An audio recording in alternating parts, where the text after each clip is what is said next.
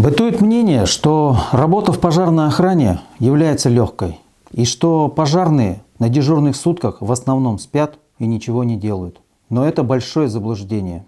Пожарный должен быть постоянно готов к выполнению задач по тушению пожаров и проведению аварийно-спасательных работ, которые требуют больших физических нагрузок. Сейчас вы увидите один из видов тренировок газодымозащитников. Звено ГДЗ аппараты проверьте.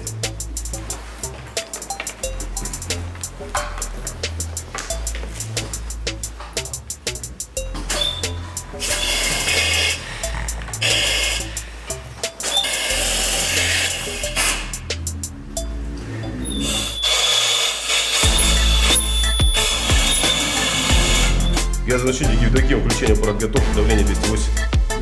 Газозащитник Евдоким, включение в аппарат готов, давление 290. Газодымозащитник Крепков, включение в аппарат готов, давление 290. Звено ГДЗ в аппараты включить.